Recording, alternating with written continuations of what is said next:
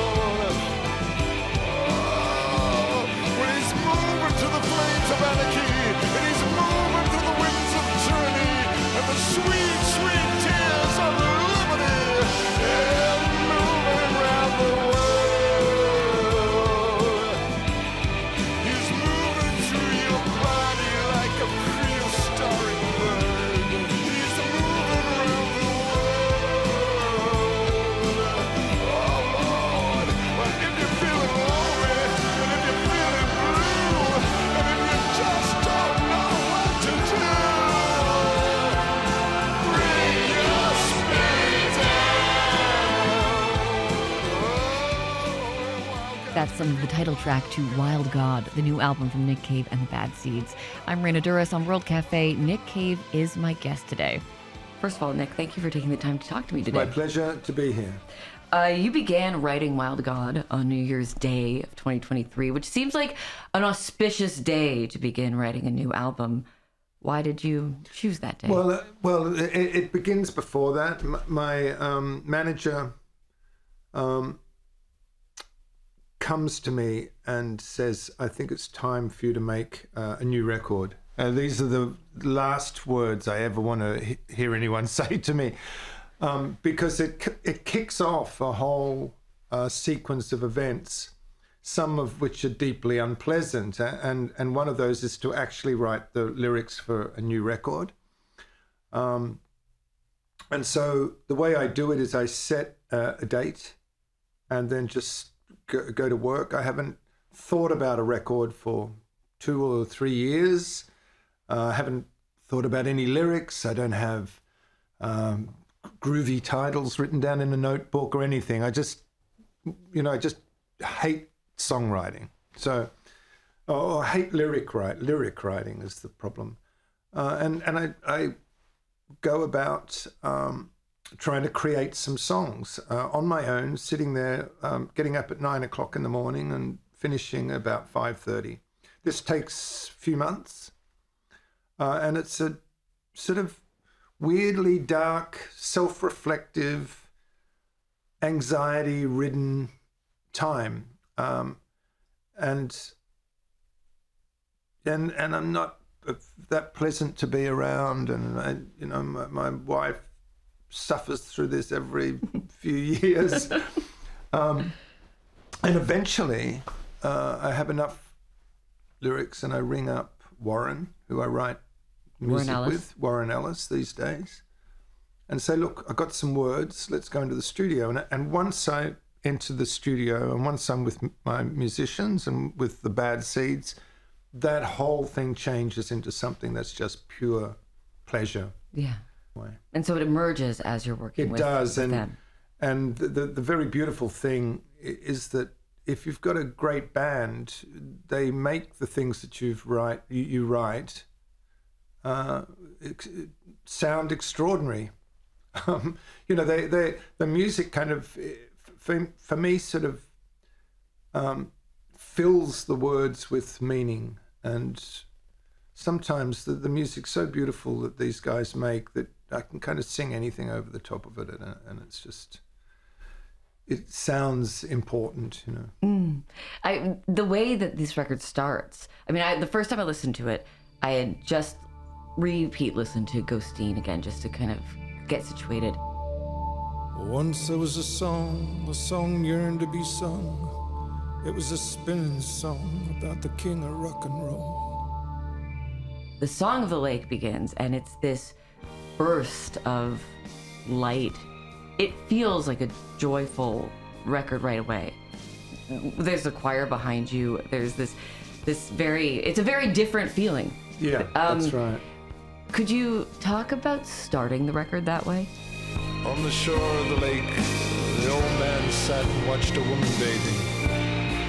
With its golden touch, the light was such that the moment was worth saving.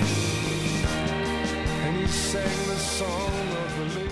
Well, someone who had a huge impact on the record was a guy called Dave Friedman. And we sort of brought him late into the whole thing because we'd recorded the record. We don't really use producers anymore. The sort of mixes, to me, the rough mixes that we did sounded, they just sort of sounded like old Bad Seed stuff. Well, there was something that was overly familiar. I don't mean that in a disparaging way, but just like I'd heard some of this stuff before, and so we decided to kind of find someone that could mix it and take it away from us and add their own something into it. And I've always loved the Flaming Lips sound and the MGMT stuff a lot, as extraordinary sounding kind of pop music in a way. So we went and saw him, and he literally, me and Warren took the tapes to Buffalo, where he lives, and in this little studio in the woods with no staff in it. It's just him and his kids. And he takes the songs away from you and goes into a room on his own and doesn't invite you into the process, which was quite shocking for me and Warren, to have our baby taken off us. And he mixes it as he feels it should sound. And so so he mixes one song and emerges out of the studio at about between 3 and 4, having mixed a song, the song for the day. And the first one we went in, and it just sounded so different, so weird, and so beyond what we imagined it to be. We were really shocked by it. We were confused by it. And then we listened to it again. We listened to it a third time. By the third time, we were just like, wow, this is really beautiful. This is taking all the nuance and the kind of the sort of musicality and elegance of the Bad Seeds, and just crushing the whole lot into a sort of sound that's just pure emotion, just sort of leaps out at you, and it speaks clearly about its intention. As you say, it just leaps out of the speaker. And we really loved this. So he had a huge impact on the sound on the emotional sound of the record. Yeah. The emotional sound of the record is quite different from the last few records. And I know that Skeleton Tree, I guess starting with Push the Sky Away, Skeleton Tree, and then Ghosteen were sort of considered kind of a trilogy. And I'm not sure when that emerged for you, because I know lots happened in that time. Is Wild God the beginning of something in your mind? People kept saying that, or they kept, with each one, they seemed to be of a part of a unfolding sort of narrative about the sort of personal things that were going on in my life. And I think this one just carries on the story in some degree. It's to me, this record feels sort of, there's a sort of earned pleasure to it or joy to it. It's not like a happy record. It's a joyful record, and I think the idea of joy is that it comes, joy sort of it sort of leaps out of an understanding of the world, of the kind of suffering, shall we say, of things, and it's a difference between that and a kind of happy record. I don't think it's a happy record at all. It has a sort of, it's a complex record that just keeps bursting into life and then sort of retreating and bursting again. And, there's a song called Frogs on it, which I really love this song. And it has these lines in it. A couple are walking through the rain, and it talks about the frogs in the gutters leaping to God and leaping to love, and amazed by pain and amazed by joy or something like that, and then landing back in the gutter again. And it was that little leap of the frog, the ecstatic leap of the frog, that seems to sum up the feel of the whole record to me. It's a sort of beautiful spiritual lift to the thing that kind of leaps and retracts. It's my great privilege, to walk you home in the Sunday rain. Hop inside my coat in the Sunday rain. The frogs are jumping in the gutters. I'm leaping to God, amazed of love, and amazed of pain, amazed to be back in the water again. I'm speaking with Nick Cave on World Cafe. His new album with the Bad Seeds is called Wild God. There's a song near the beginning of the album called Joy. And you receive a visitor in the form of a ghost in giant sneakers, a flaming boy who says that it's time for joy. Sat on a narrow bed, this flaming boy, who sat on a narrow bed, this flaming boy said, we've all had too much sorrow, now is the time for joy.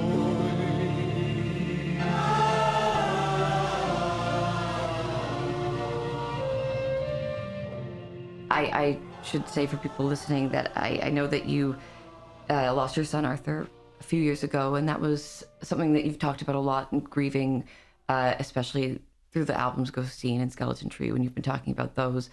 And I was wondering, has experiencing such a devastating loss made those moments of joy feel more profound? Yeah, I think that word, once again, going back to that word joy, it comes into play as a way of being, as a form of experience that I think that sort of comes after understanding our vulnerable nature, and it's an earned emotion coming out of an understanding of our precarious nature. Unlike happiness is a different thing altogether. I mean, I've been happy throughout my life in various ways, but it really took the devastation to understand and accept the possibility of a kind of joyful relationship with the world. Now, this is something that when the sort of trauma first happens, is not something you can ever imagine to be the case, but it is true. Grief does pave the way for it paves the way for a kind of for meaning, you know, and there's a sort of expansion of the heart that allows these moments of joy to become a kind of part of your life. Yeah. It's soul. The word soul enriching feels not quite positive, but not quite negative. It's just sort of, it deepens an experience. Well, you know, I think at this stage of my life, I mean, I'm looking for happiness, sure, and pursue happiness and do things that make me happy. But I'm more concerned with meaning and having a life that feels enriched, soul enriched. Did you say? Yeah.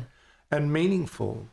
And I think that the devastation that we're talking about, or the grief, or the kind of shattering of yourself, is the first step on some level towards meaning. Mm. I think it's the first step to becoming a fully realized human being. You know, I mean, I don't want to look. I'm old. I'm like 66 or something like that, and it never sounds.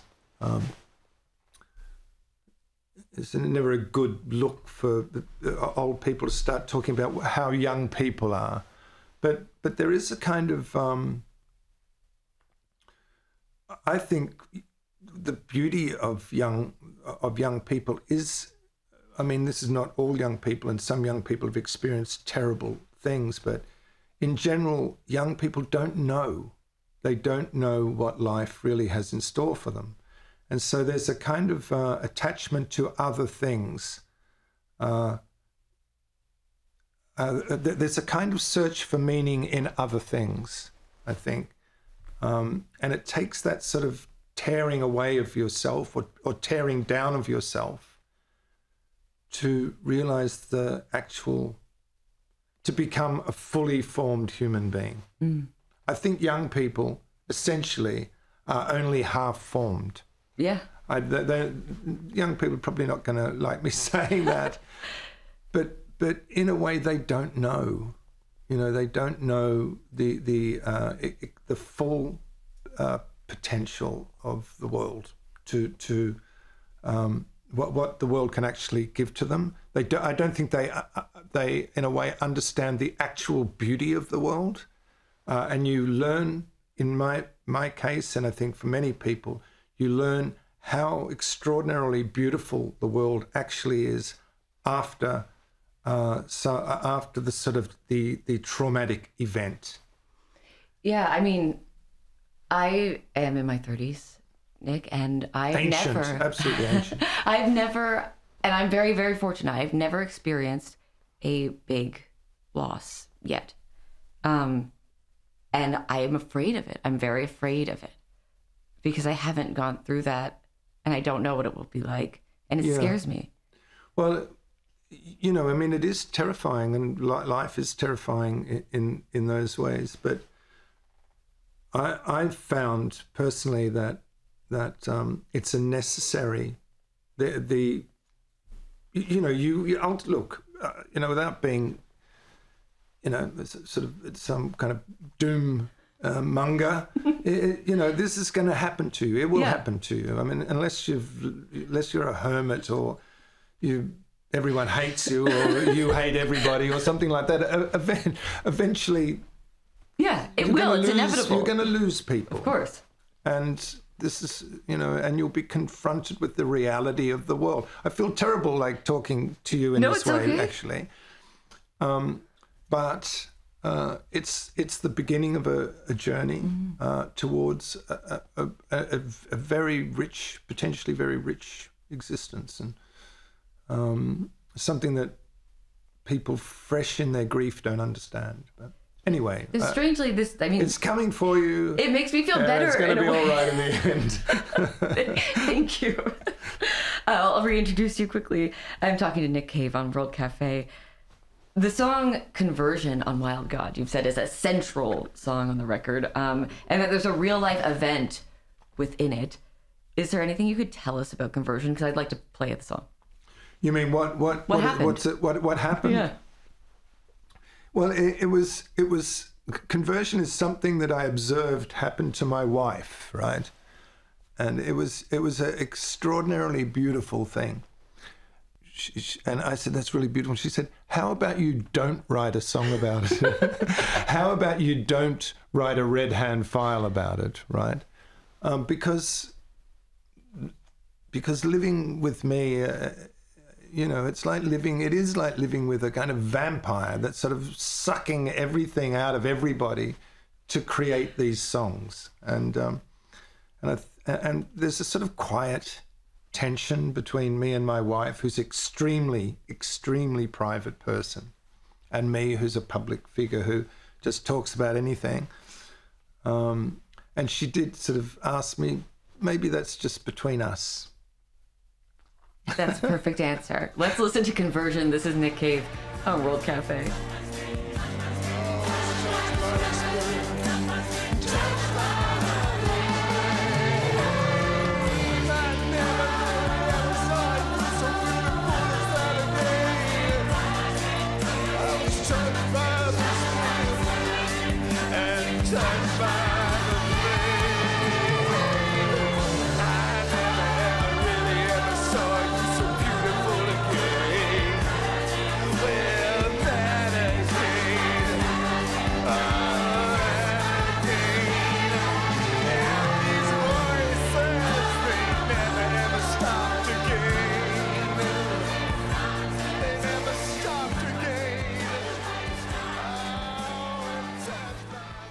From his new album, Wild God, you just heard Nick Cave with Conversion. I'm Raina Douris. It's World Cafe. Nick Cave is my guest today. Conversion on this album does kind of remind me of something that would be on Abattoir Blues in a way. There's the instrumentation, there's the build-up, there's the voice, the vocals, the backing vocals. I mean, you have many songs with that kind of build-up and that rising action and that catharsis. And when you hear those songs live, it's a pretty amazing experience. I've been to a few of your shows. Oh, really? Have you? Yeah. I wouldn't consider myself, a religious person, but I'm absolutely not the first person to say that your shows feel like they can be a religious experience from the audience's point of view. People are reaching out to... I don't understand how you can say that and not say that you're a religious person. I guess that's a good point.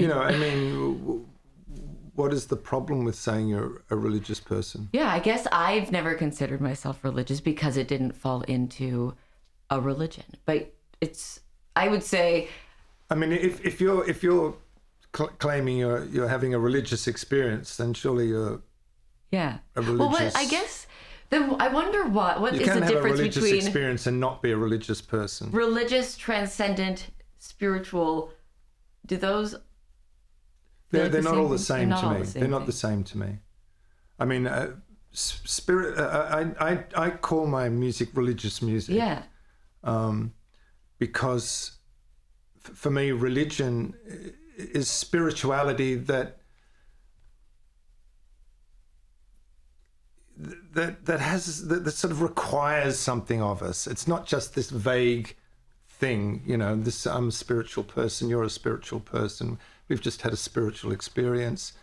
This glass of water is a spiritual thing. This to me, I don't understand this idea at all. Or I don't, what's the word? I don't relate to that. I relate to the idea of religion. And, because it feels like that religion is like spirituality with rigor. It's like a practice, and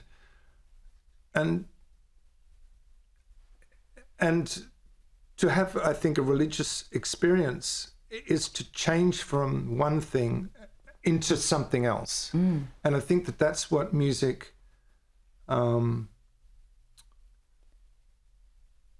that's really what music has the potential to do, is to take a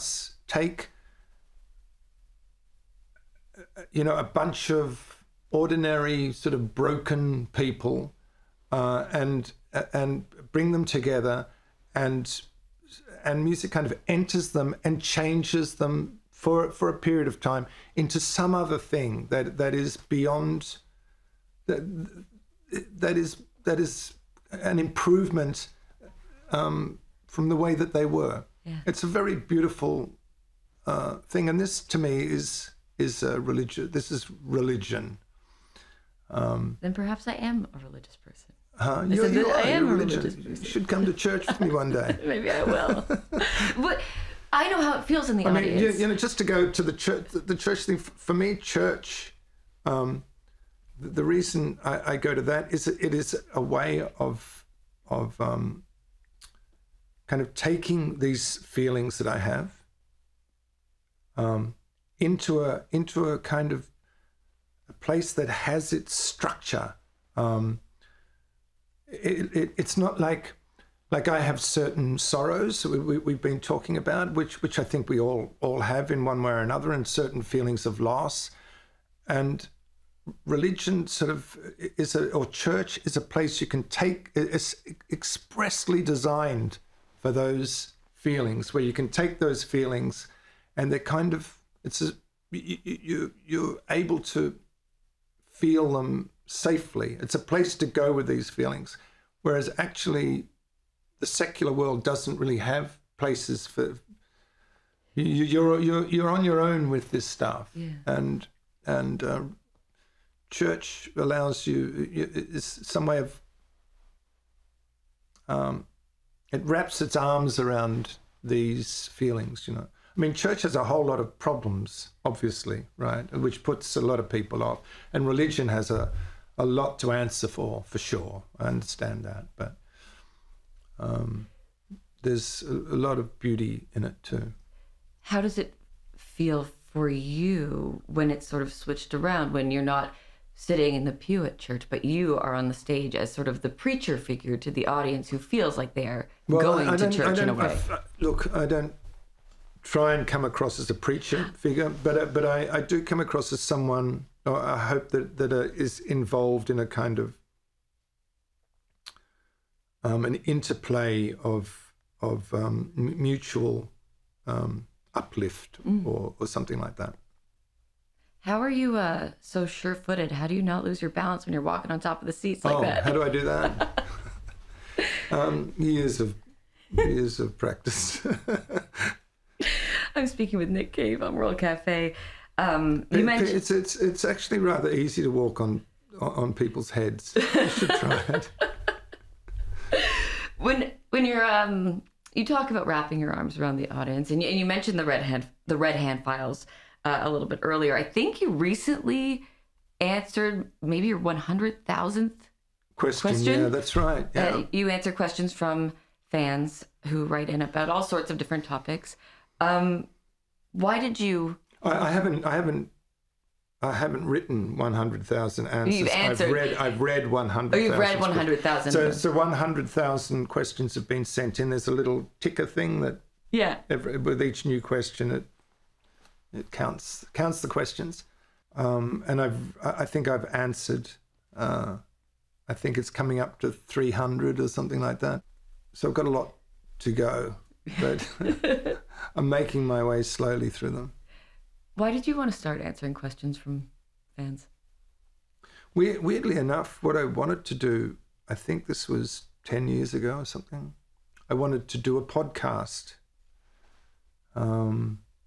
There was at that time a bunch of people that were sort of emerging, that were doing long-form conversations, and various people had, I mean, it really started, I think, with Joe Rogan, who worked out that you could sit and talk for 3 hours to someone and people were willing to sit there and listen. And this flew in the face of everything that we're led to believe, that conversations need to be short and punchy, and people had very limited attention spans and all of this sort of stuff.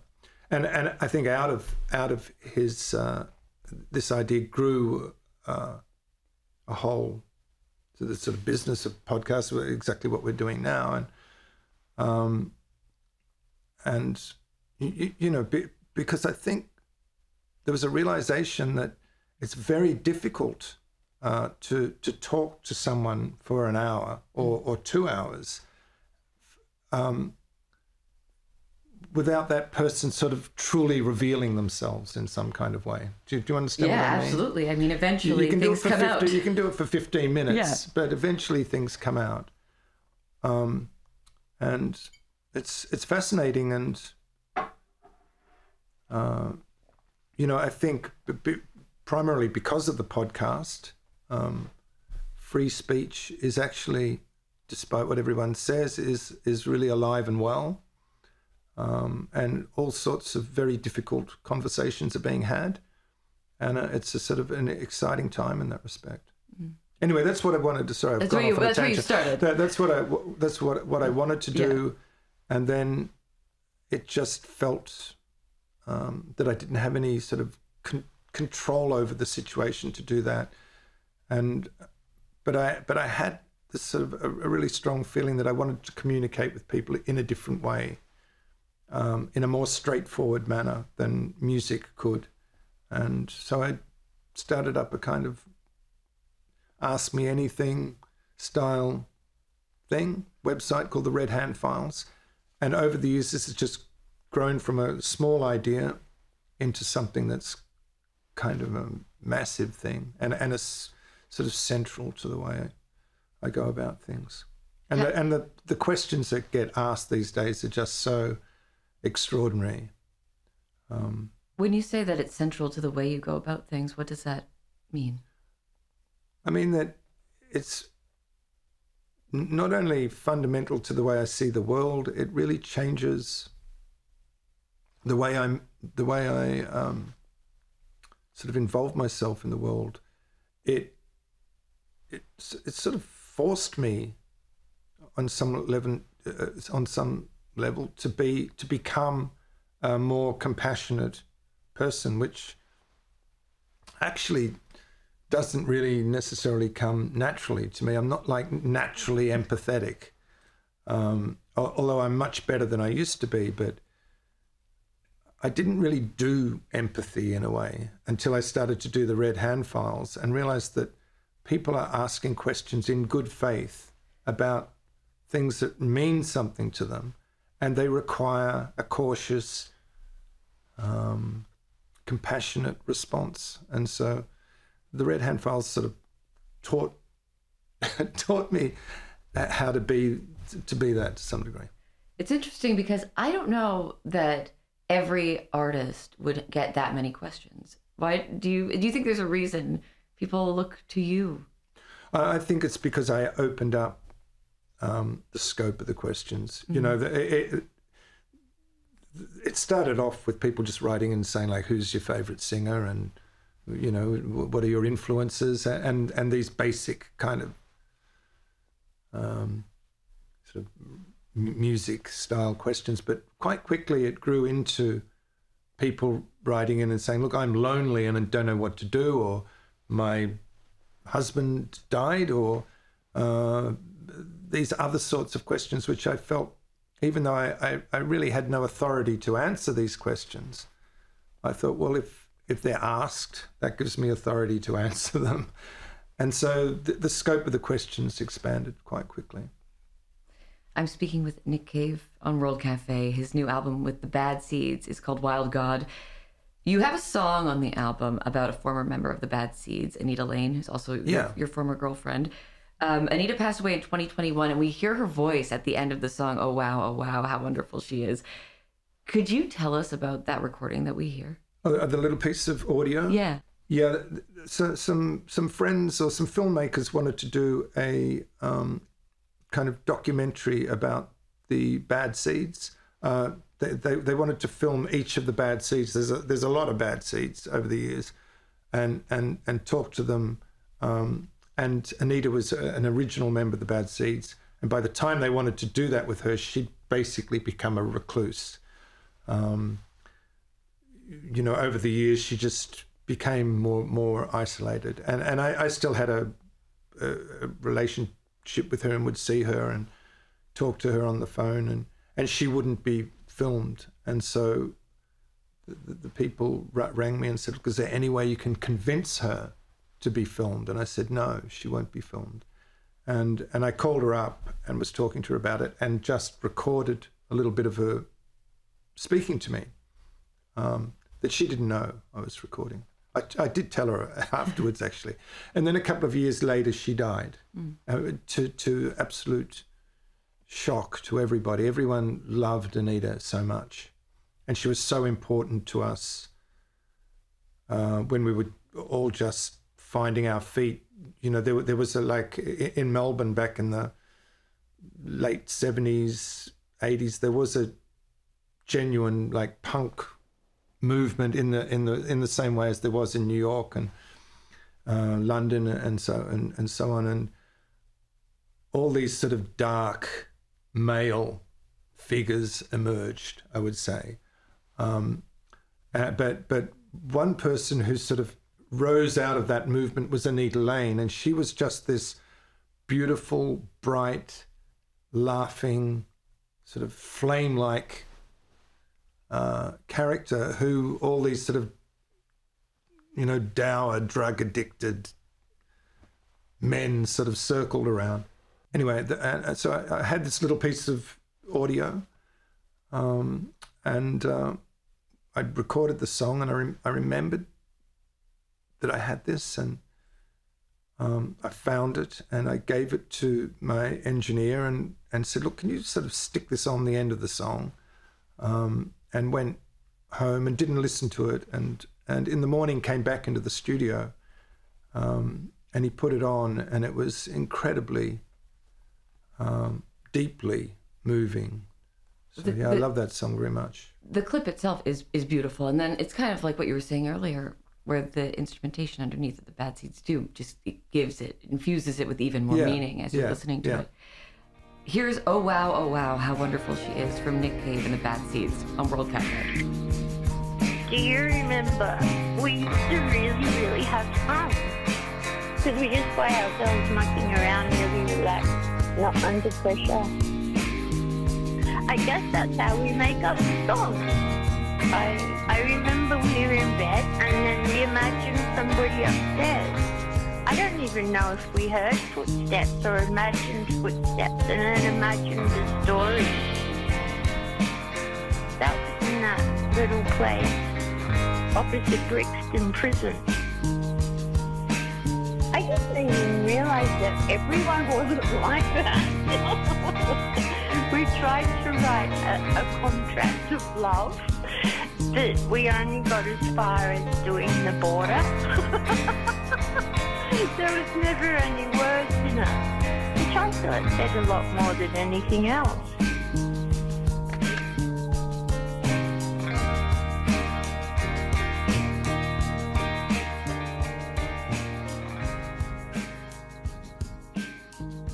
On World Cafe, you just heard Oh Wow, How Wonderful She Is from Nick Cave and the Bad Seeds from their new album Wild God. I'm Raina Duras. They're talking about Anita. She co-wrote From Her to Eternity. That's right, yeah. In that song, there are many songs, I think, in your catalog that kind of romanticize loss or desire or this yearning. And you know, it makes me think about how so many of the songs that you wrote as a younger man were about violence and about death and things like that. And now you still write songs that are about death, but from a very different perspective. Yeah. After writing songs about that for such a long time, when you're faced with it, are you at all prepared? No. I mean, you know, I think that the songs that I was, well, no, you're not. They're not helpful. You're not like practiced at it or something like that. No, you're just not. No, I mean, I had a kind of interest. I had an interest in that stuff. I had almost an academic interest in these things because I was really interested in songwriting, and I was really interested in what sort of shocking, outrageous, confronting, offensive lyrics could do within a song, and the sort of the feelings that the way that they could make people feel. And is very much involved in art as something that caused offence to some degree, or challenged people, or sort of blew away people's complacency. This, to my generation, was seen as a kind of duty on some level to make this kind of music, music that was confronting, and so these darker matters found their way into songs as much for that reason as anything else. Mm. So I guess what I'm saying is that in a way it was a kind of youthful indulgence. And once again, going back to that, I had no idea actually about what I was writing about until I sort of experienced these things, Because the dead are very present on this album. There are gods, there are dead. Yeah. But they seem to, like you said, it's joyful, it's not happy, but they seem to be kind of having a good time sometimes on it. That's right. It's a uplifting record of dead people having a good time. Is there power in doing that, in writing about the dead and letting them be alongside you in that way? Yeah, I didn't have any idea of what I was doing. I don't have any control over the songs that I write particularly. I certainly don't have any overarching idea of what the record's going to be like.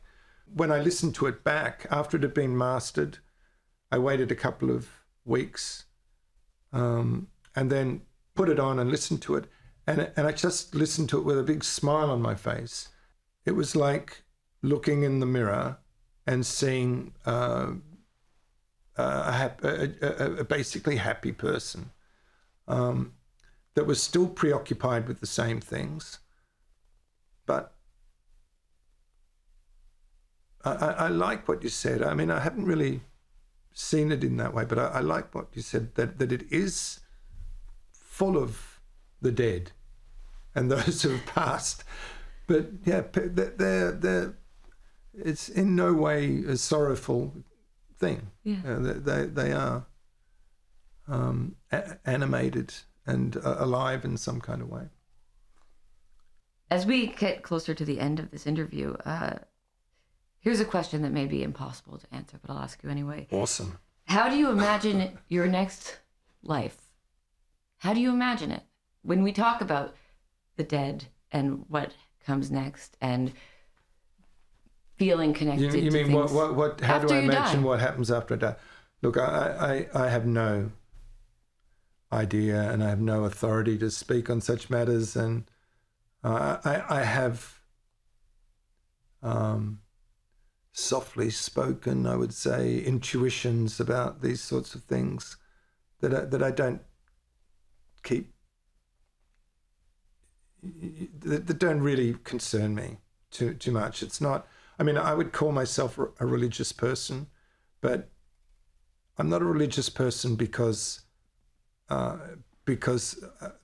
think that, I'm going to live forever or go to heaven or something like that. I'm much more concerned with the condition of my present life and leading that in a way that has meaning, So I'm not sure what to tell you about that. What do you think's going to happen? I don't know. That's why it's an impossible question to answer.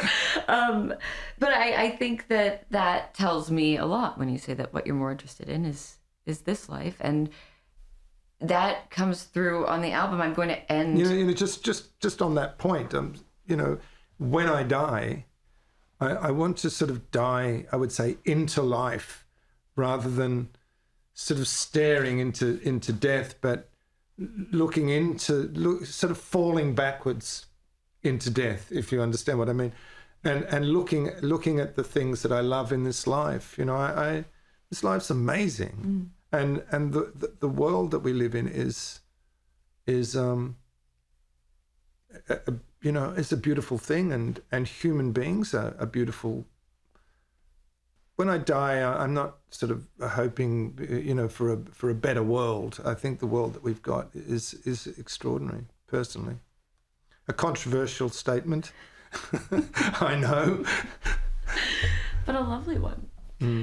The album ends with the lines, "Peace and good tidings, he will bring good tidings to all things," which I kind of think goes very nicely with what you just said. There you go. Here is "As the Waters Cover the Sea," Nick Cave and the Bad Seeds from World Cafe.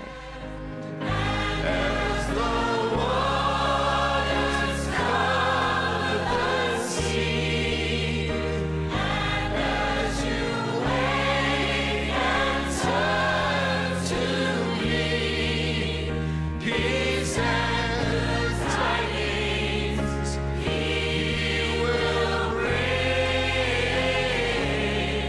good tidings to all things.